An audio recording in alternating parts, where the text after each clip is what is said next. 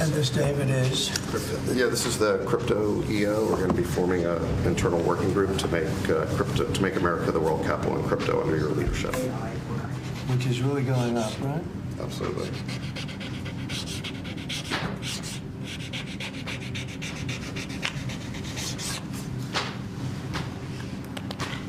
All right, David, that's for you. Thanks.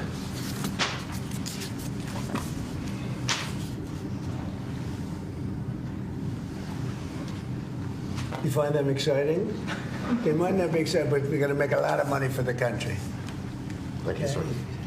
And so is David. You have to check him out.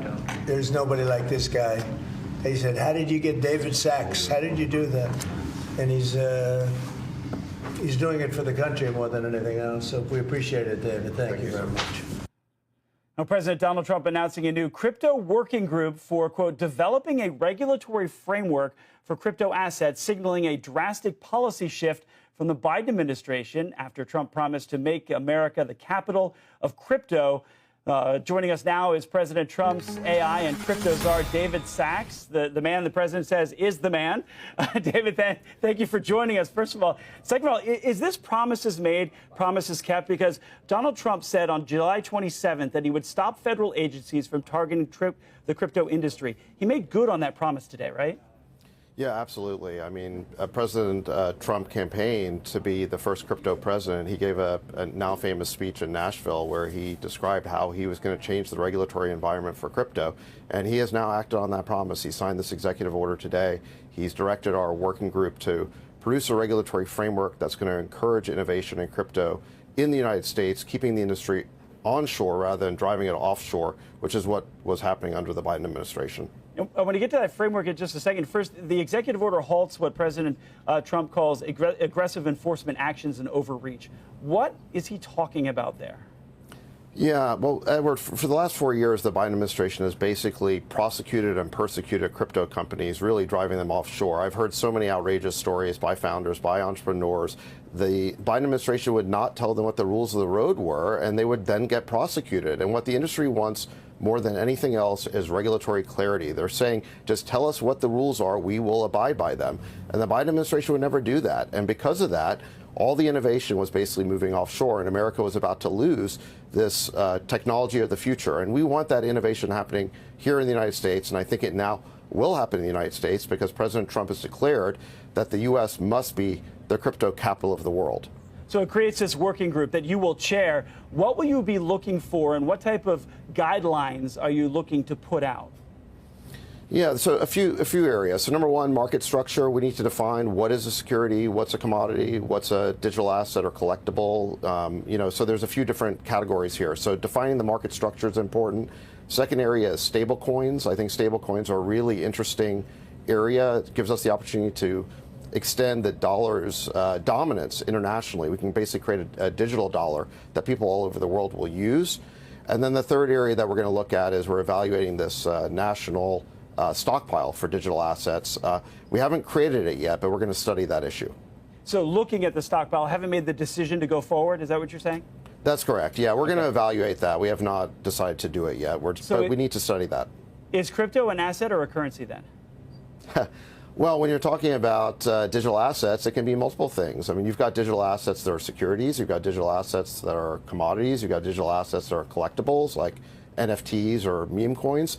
So, you're talking about a whole vast area of innovation. And so digital assets can be a number of different things. And that's why you need a clear regulatory framework that says, which areas are which. What are the definitions?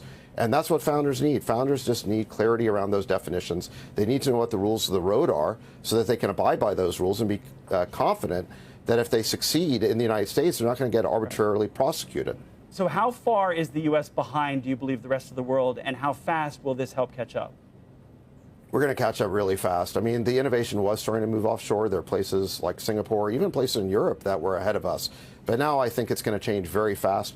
Really, if you look at Silicon Valley and the technology industry in general, the U.S. leads in virtually every category, and crypto is one of the few exceptions. And I think that's going to be very, very quickly rectified because of President Trump's executive order today. I want to get your take on the Trump coin, which started right before he took office. Are you concerned about a conflict of interest there?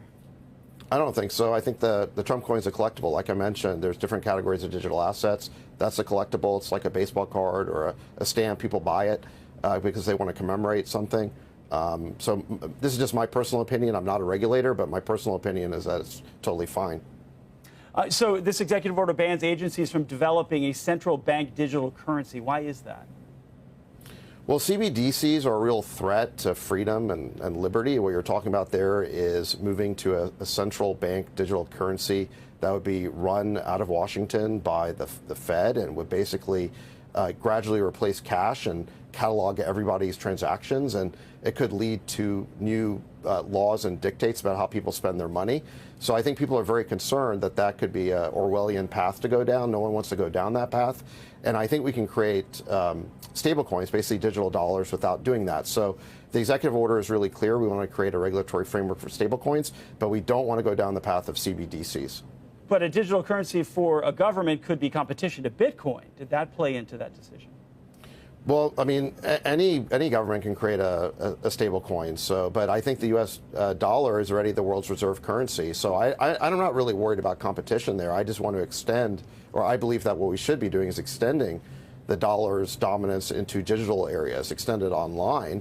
And I think that could actually create trillions of dollars of demand for U.S. treasuries. It could be really useful to us in basically supporting our debt and also bringing down long-term interest rates. David, in the last 30 seconds we have, you are also the AI, the artificial intelligence czar. The executive order was signed on that, making U.S. the capital of artificial intelligence. What does that mean going forward? Well, like the president said at Davos today, we want to be number one. We want to be the global capital in artificial intelligence as well as crypto. These are two areas that are absolutely vital for the future. They're both cutting-edge technologies. The Biden administration had passed this 100-plus page EO of burdensome regulation. It was just unnecessarily cumbersome. The industry hated it. They were complaining about it. President Trump promised to rescind that Biden EO. He's done that now, and we're going to replace it with something much better. Taking the gloves off, we'll see, and we'll see what comes out of what you guys decide. David Sachs, thank you. As the president describes the guy, I appreciate it.